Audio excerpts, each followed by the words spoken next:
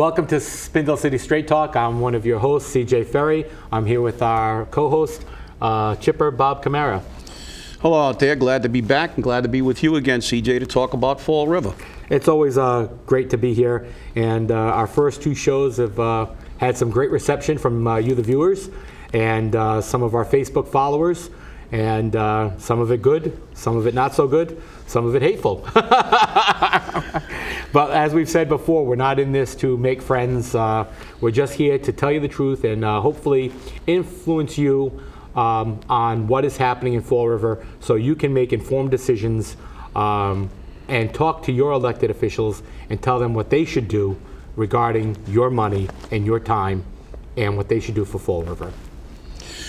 That's correct. And the other thing that we're here to do is to point out areas that we think we need work on. And that's always been a problem in Fall River. There seems to be the attitude that if we admit that there's something wrong, that we are negative or we are only looking at the bad parts. But I submit that how can you fix a problem if you don't acknowledge the problem, if you don't deal with the problem? If you're an alcoholic, you have to admit that you can't drink anymore before you can cure yourself. Fall River has a tendency to try to cover everything up with loam and plant grass on it. Well, and will that be our first issue today, or? No, actually, CJ, I thought we'd talk about something that was in the Herald News about the Watson School and the school department in general. It gets back to what we talked about in an earlier program about asking why. And we're going to ask why today and see what you think of this. I'm quoting directly from the Herald News. This is an article about the Watson School being a level 4 school. These are some of the comments. First of all, the mayor has announced that there'll be a task force formed. Well, really? Another task force? Because kids don't show up at school? Is that what we really need? It seems that all we do is study and create task forces, which ironically always come down with a finding after the election. What's your take on this? You know, the funny thing is we scream about we don't have money. We don't have money, we don't have time, we don't have people, and we always seem to have enough money to create another task force, another blue ribbon commission, another plan. My question is this. They have the Matthew Cuss Middle School, which is, quote unquote, the nation's poster child, the nation's book for how to raise a level 4 school to a level 1 school, how to, create a better school from a poorly functioning school system. And we can't do it in our other schools. We can't attempt to do it. And it's taken them how many years to find out that our schools, children aren't attending? I mean, I've got a problem with this. Where was the mayor? Where was Mayor Brown when all these attendance reports were coming in? It took them a year to figure out that last year or the year before, 47% of Durfee High School students had attendance problems. Well, I have a problem with that too.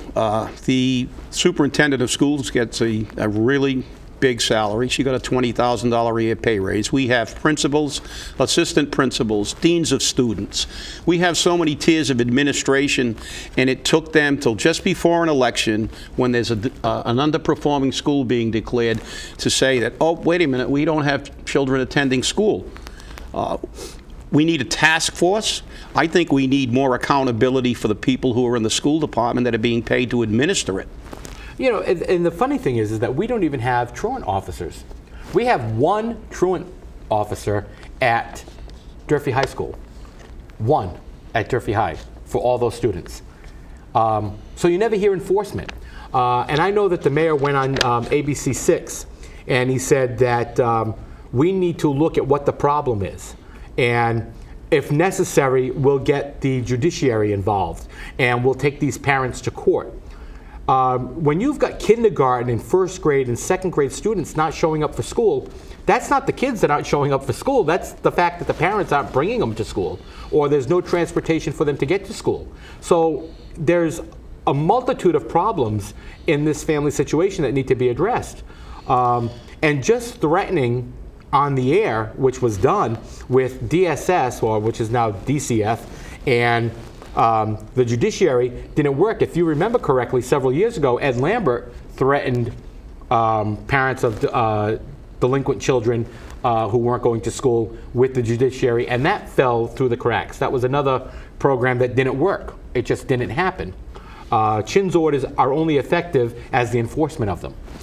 Well, the reality is that, this is a problem that is sociological in many cases, and we have a lot of issues, but realistically, is it the city's problem? I mean, I know the mayor's a lawyer, and he wants to go to court on lazy cakes and everything else, but the fact is that there's a law that children have to attend schools. We have truant officers. If there's an issue with the family, just like in a hospital, you turn it over to the appropriate authority. We have to ask why again. We hear so many things. Here's another quote. Both Flanagan and Mayo Brown said the task force, is a part of an effort to get out the word. Better attendance means better performance in schools. Really? Did we need the mayor and the superintendent of schools to figure out that if you don't attend school, you're not going to perform as well? I mean, they're insulting our intelligence. We have to ask why. This is what we're getting. This is the kind of same old we get, rather than dealing with the issues of Fall River. I was just going to say, don't you get the impression that you're being spoken down to? Okay, you're an idiot. You don't know this. That's the impression I get. And you have to truly admit that when you're spoken down to in that fashion, you just want to reach out and say, excuse me, I'm an educated person. I have some knowledge and some common sense. Where's your common sense to say that you're going to form a task force to educate me that if a student goes to school, they're going to perform better in school? No, really? I have a college education. I have college degrees. I think I know that.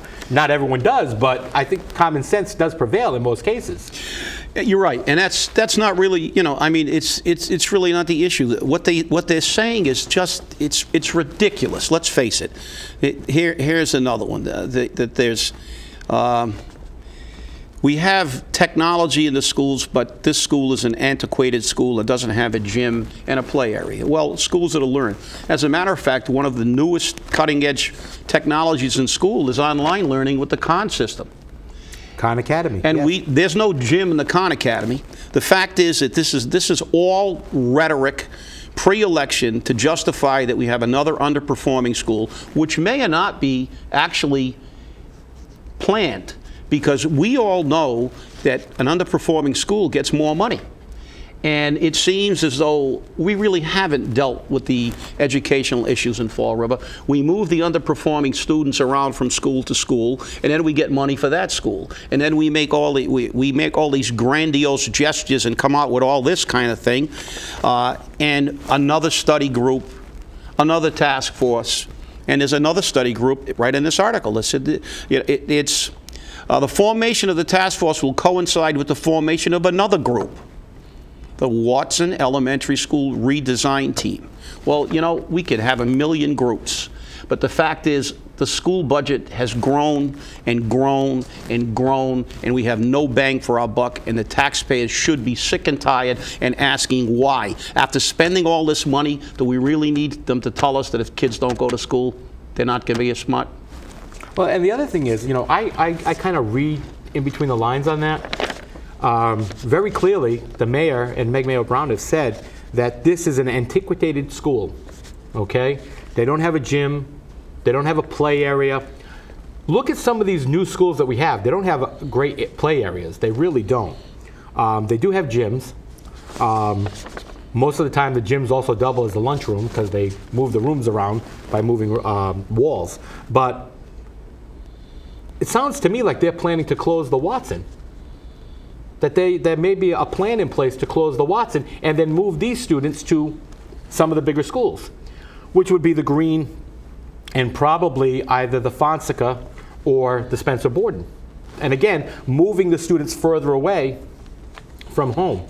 And the problem is that, our children don't have the same school system that we as children had, where we could walk to school, 3 or 4 houses, 2 or 3 blocks, and we knew every kid in school, and we could, we'd all collect together and walk to school together, walk home together. I mean, I remember the days of having a patrol to walk home, and you go to school and you walk home in a patrol, and you had fun doing it, and you had friends. A lot of these kids, they have friends in the classroom, but they don't interact with these kids afterwards. Yeah, that's always a factor, the socialization. But the other issue I have with this whole thing is I would like to see a study group formed to determine if we really have improved these other schools, or have we just moved the underperforming kids out of there to let the statistics show that the school has improved. We really have never looked closely at our educational system. We know it continues to fail, and the fact is we continue to pour money into it. And the thing is that study group has to be an outside group. It cannot be in any way, shape, or form tied to the school department or to the city, because we know that if it's tied to the school department or the city, they're just going to give us what the administration and what the school department wants us to hear, not what the truth is. MCAS is now being phased out for a new test because it takes too long to process, and the teachers were complaining about teaching to the test, and now they're saying that the MCAS wasn't the appropriate way to determine whether or not these students were being taught. Well, it was a testing tool. I mean, it was a tool to find out, are they learning? And obviously they weren't learning. So what do? Again, you have to hold your elected officials accountable. And again, money is being dumped into this school system on a regular and recurring basis with no bang for our buck. We're losing more and more programs. We're losing more and more actual teaching time, it seems, that our children are learning something, but our days are growing longer. The school day is actually longer now than it's been in a long time. True. And, that is the thing. The fact of the matter is that we continue to spend money and get no results. And that's why we're here, to tell you to ask why. We have people running for school committee. We have the mayor running. We have city council people running. And the fact is, it seems in business, if we fail the way this school system has failed over the last 20 years, we would be out of business.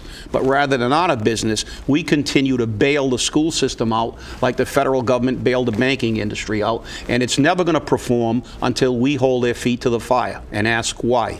Accountability is the number-one concern, and that's one of the things that we promote all the time, accountability in government.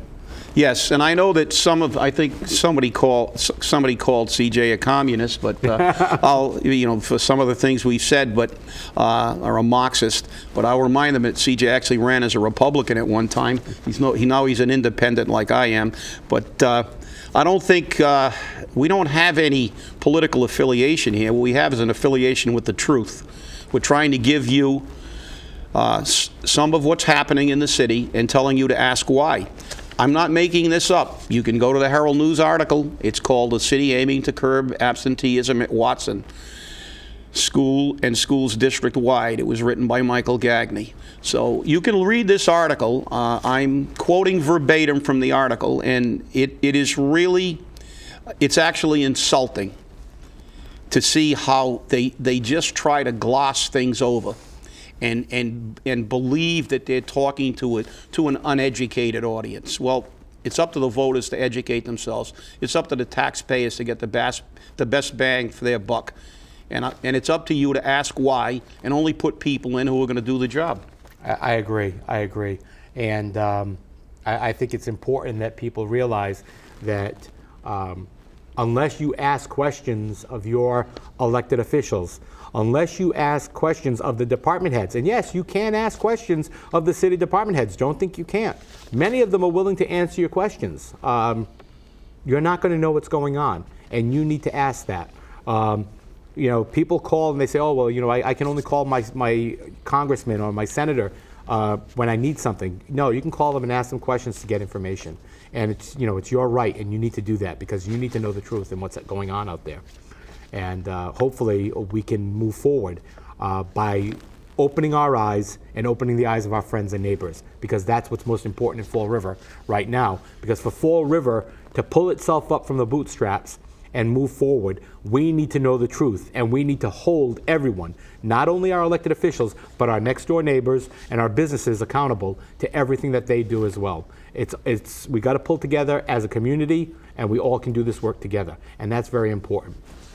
You're right, CJ. We have to do more than ask for the truth. We have to demand it. We can't allow them to continue to do this only before an election. That'll segue me. I'll segue into another article from the Herald News, which talks about our mayor walking around with Martha Coakley. And they talked about how her concern for the public, and she's down here to find out what the people really want, and her 3.5-year association with our mayor. If you look at it chronologically, that's when she ran for office the last time. Seems that the only time these people are concerned about what we think is at election time. The only time they know where Fall River is at election time. And it seems that our chief executive officer is more concerned with walking around with politicians than addressing the issues in the city of Fall River. And we can't have that. That's what we are here for. That's what we pay taxes. We pay him to do a job. And political rhetoric every 3.5 years is not going to change Fall River. Only we can change Fall River by making these people totally accountable and not listening to rhetoric. If he asks you what you think, say, where were you 2 years ago? Exactly. It's tough because, this was a whole period of time when our mayor was gone for 4 or 5 days, and nobody knew where he was. He was persona non grata everywhere. He couldn't be found. And he was needed at several events that were important to, particular individuals and groups. And for him to not be there without a reason and without an explanation is concerning to me as a citizen and to me as a voter. I want to know, where were you for 4 or 5 days? And then as soon as you're seen again, you're, prancing around the state with Martha Coakley showing her off. It's questionable.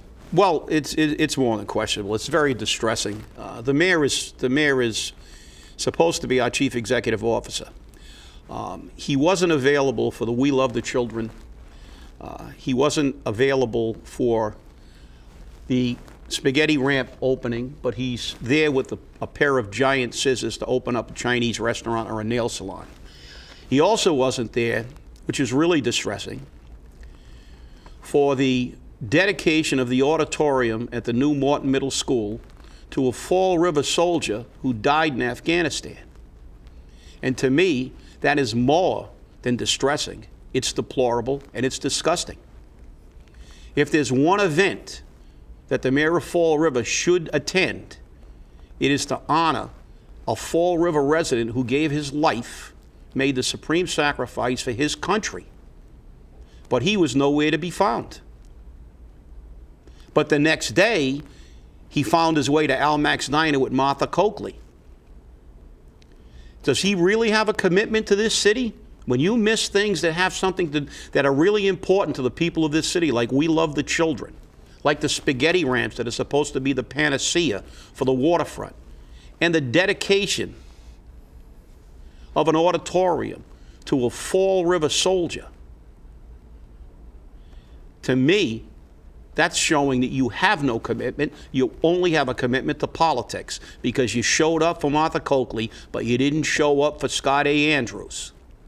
And that's wrong. And Chipper, I know you're a veteran, so I know this hits home for you especially.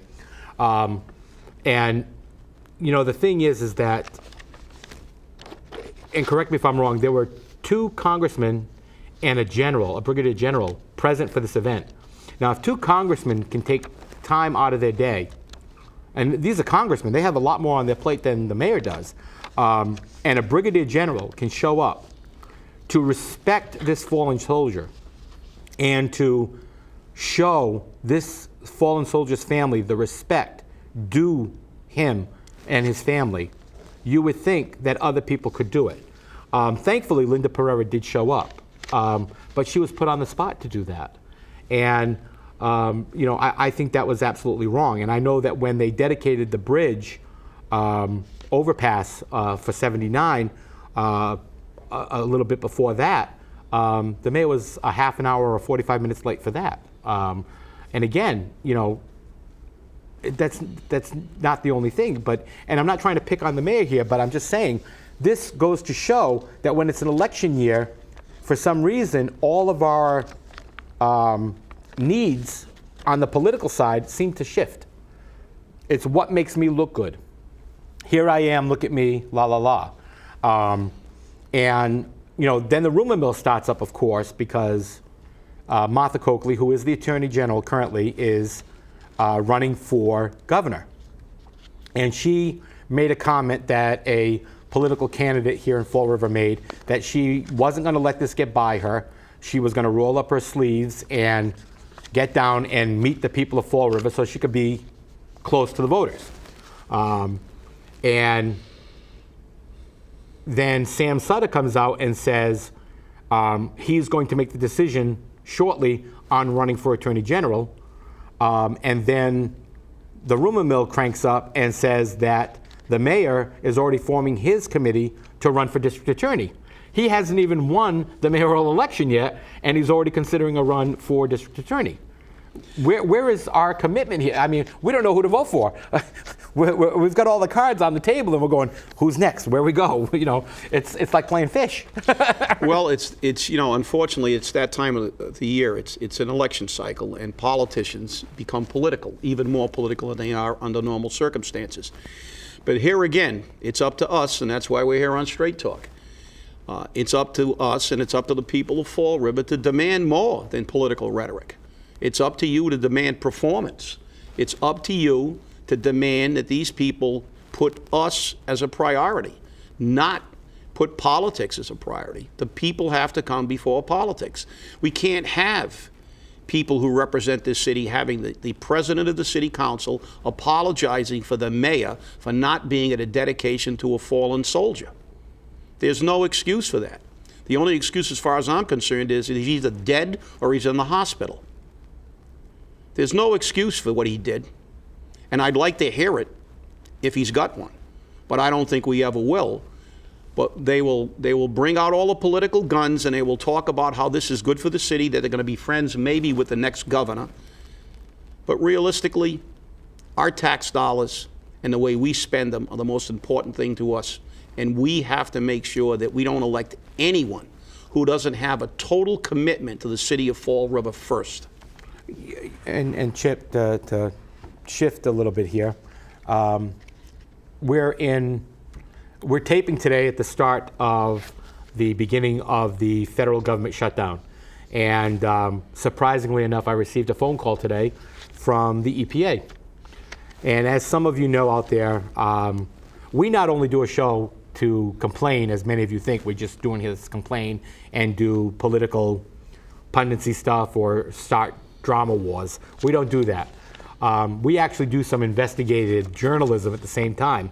And believe it or not, we are journalists in a lot of ways. And we've gotten photos, and we have anonymous sources of stuff. And some of the people in city administration and city departments don't exactly like us. Well, I got a phone call on this day of government shutdown from the EPA in regards to a story we're doing. And I've been speaking to the DEP. And I've spoken about this in front of the city council. And surprisingly enough, I get a phone call from the EPA, which is the federal arm of the Environmental Protection Agency, which is the federal arm of the state DEP, which is the Department of Environmental Protection. And they asked me, should they classify this as an immediate danger? And I said, well, at this point, I really don't know what to tell you. So I have to talk to a professional person, and I'm doing that, on whether or not they should classify that. Meanwhile, I get a phone call today, which is going to be very interesting because you can back this up, that a truck is driving down to the water department to haul off materials from the dumping ground we were talking about. And, we will get some photos of that and hopefully be able to present them here on the show. But if they're carrying away anything that's contaminated without proper handling, it's putting everyone in danger. And again, this is where accountability comes in. Do we have accountability? Is this accountable? Yeah, it's more than that. It's actually, it's actually a violation of the law.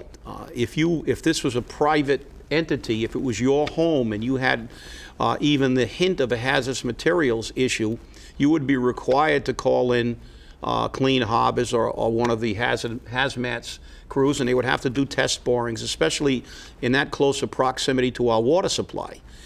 And the thing that really disturbs me is that the city is making every attempt to minimize and cover this up. The fact is, it's always in public safety better to err on the side of caution.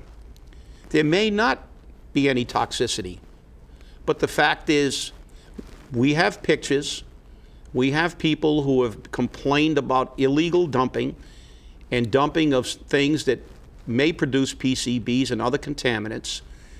And rather than the city making full disclosure to its residents and doing the test borings, they're just trying to minimize it and say, oh, don't worry about it, it's no big deal.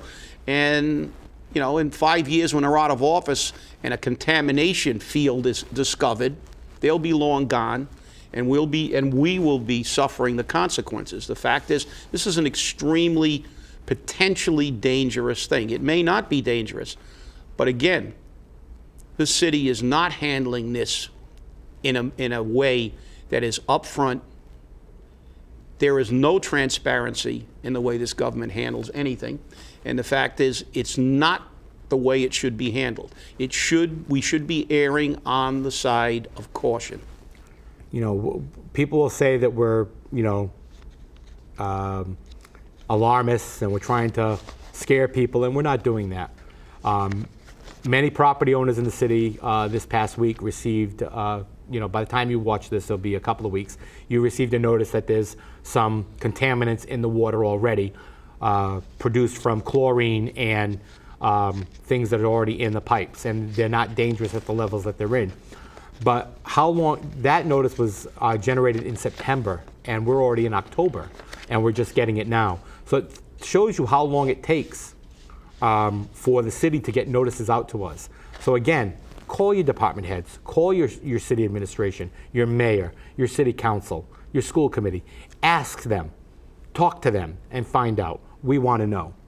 And with that, we've come to the end of our show. We always have a good show, but we want you to call us. We want you to email us. We can be emailed at spindlecitystraighttalk@gmail.com, or give us a call at 774-955-0102. And we want to hear from you. We want your comments. We want your suggestions, good or bad. We're here to listen to you. If you've got a tip, we want to hear that tip. You don't have to leave your name on our voicemail. We'll listen to it, and we'll take it up, and we'll investigate it. We're here for you. My name is CJ Ferry. My name is Bob Camara. And this is Spindle City Straight Talk. Thanks for watching it, and you have a great day.